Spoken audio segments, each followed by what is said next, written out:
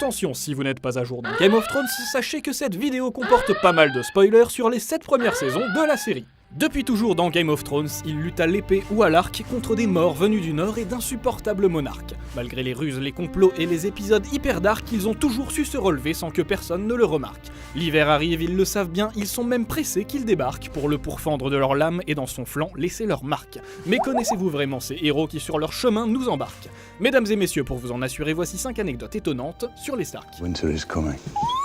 Numéro 1, la maison Stark a été fondée par Bran. Pas lui, bah non, le gamin a 7 ans au début de la série, comment voulez-vous qu'il ait pu fonder la maison Stark? Non, là on vous parle de son ancêtre, Brandon le bâtisseur. Encore que selon certaines théories de fans, les deux personnages pourraient en fait être étroitement liés. Mais bon, ça c'est une autre histoire. Pour vous raconter celle des Stark depuis le début, il faut remonter plusieurs millénaires dans le passé, entre 8000 et 12 000 ans avant Game of Thrones. À cette époque, Westeros n'est habité que par les géants et par les enfants de la forêt, jusqu'à ce que débarquent les premiers hommes, les plus lointains ancêtres des Stark que nous connaissons. Arrivés par le bras de Dorne, ils entreprennent de conquérir le territoire et entrent en guerre contre les enfants de la forêt. C'est d'ailleurs pour leur tenir tête que ces derniers ont conçu les créatures que l'on appelle aujourd'hui marcheurs blancs. Après de longs siècles de guerre avec les enfants de la forêt, les deux peuples ont fini par signer un pacte de paix, et les premiers hommes se sont donc durablement installés à Westeros, notamment dans les régions du Nord. Ils ne sont pas à confondre avec les Andals, d'autres humains qui sont arrivés bien plus tard et qui sont quant à eux les ancêtres des nombreuses familles qui peuplent la partie sud de Westeros dans Game of Thrones. Par exemple les Arryn, les Martell, les Tyrell et probablement les Lannister. Si les Andals s'adonnaient à la religion des Sept, les premiers hommes, eux, continuaient de vénérer les anciens dieux dont les visages étaient sculptés sur le bois de leur barral. Bon ok, c'est très bien, mais avec tout ça, on en aurait presque oublié notre ami Brandon.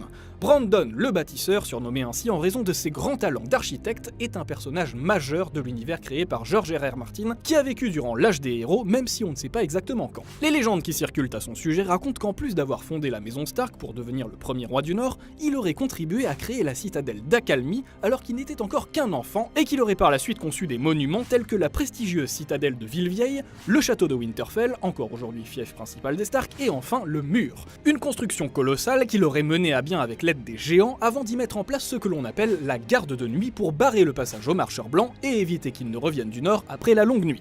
Enfin bon, ça évidemment, c'était avant le dernier épisode de la saison 7.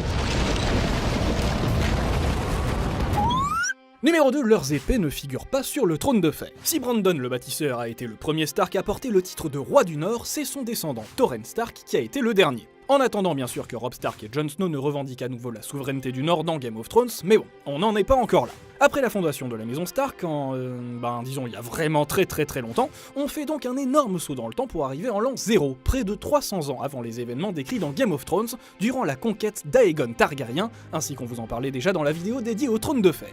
Bref, pour éviter que son peuple et ses armées ne se fassent cramer la gueule comme beaucoup d'autres récalcitrants avant lui, Torrhen décide de reconnaître la souveraineté d'Aegon sur Westeros et de ployer le genou devant lui, ce qui lui a d'ailleurs valu son surnom, le roi qui a ployé le genou.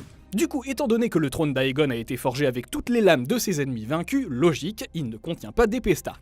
Par contre, évidemment, comme il fallait s'y attendre, les anciens rois du Nord se sont vus subtiliser leur titre pour devenir les gouverneurs du Nord. Un titre que Ned Stark assume toujours au début de Game of Thrones. Pendant des siècles, les Stark sont donc globalement restés en bonne entente avec les Targaryens, le dénommé Cregan Stark allant même jusqu'à siéger lui-même sur le trône de fer en l'an 131 pour remplacer Aegon III âgé de 11 ans seulement. Une belle collaboration entre les deux maisons que le roi fou a bien failli faire partir en fumée en voulant tout faire cramer, mais que Jon Snow, attention spoiler, pourrait bien restaurer à lui tout seul à la fin de la série, étant à la fois Stark et Targaryen, fils de Rhaegar et fils de Lyanna, héritier légitime du trône de fer et roi du Nord, équilibre parfait entre le feu et la glace. Pour peu qu'il ne parvienne finalement à siéger à Port-Réal, le trône de fer pourrait donc bien accueillir sa toute première épée Stark, postée à la droite de son roi. He's king in the north. Numéro 3, le Red Wedding est inspiré de faits réels.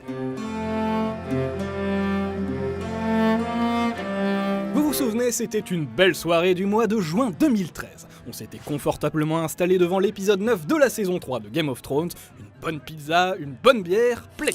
Et c'est parti. Ah, qu'est-ce qu'elle est cool cette série.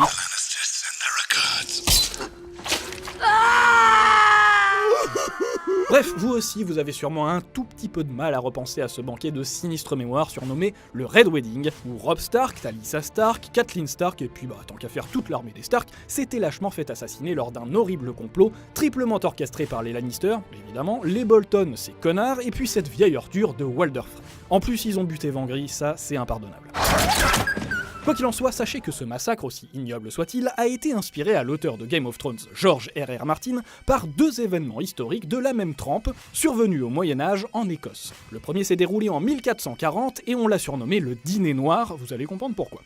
Pour vous la faire rapide, en gros, à l'époque, ça ne va pas du tout entre la régence du royaume, qui assure le pouvoir à la place du jeune roi Jacques II, et le clan des Douglas qui convoite le trône.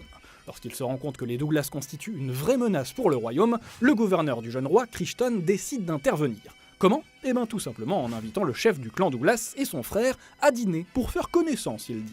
Le résultat, un banquet super sympa à base de portes barricadées, têtes de taureau fraîchement découpées en guise de plat principal, simulacre de procès et exécution en règle pour nos amis les Douglas. Voilà, et 8 ans plus tard, rebelote, comme si ça suffisait pas, le roi Jacques II invite le nouveau chef du clan Douglas à bouffer pour enterrer la hache de guerre. Et comme ce dernier refuse de lui prêter allégeance après ce qu'il a fait à sa famille, tu m'étonnes, et ben il finit lui aussi avec la gorge tranchée. Ah, le folklore médiéval écossais, de quoi donner tout plein d'idées bien tordues à George R.R. Martin. Bon, et puis c'est pas fini, parce qu'il y a encore le deuxième événement, le massacre de Glencoe. Ça se passe 251 ans plus tard, toujours en Écosse, et le salaud de l'histoire, c'est lui, le roi Guillaume d'Orange, qui a ordonné à ses 128 soldats de demander asile au clan Glencoe, un clan qui s'était rebellé pendant pas mal de temps mais qui avait fini par lui prêter allégeance. Trop tard. Par ordre du roi, pendant le sommeil de leurs hôtes, les soldats massacrent une bonne partie du clan Glencoe. Voilà, comme vous pouvez le constater, l'hospitalité à l'époque c'était une notion pas forcément très bien définie. Comme quoi la réalité arrive parfois à faire encore pire que la fiction, même ce vieux cochon de Walder Frame, il aurait été impressionné je suis sûr.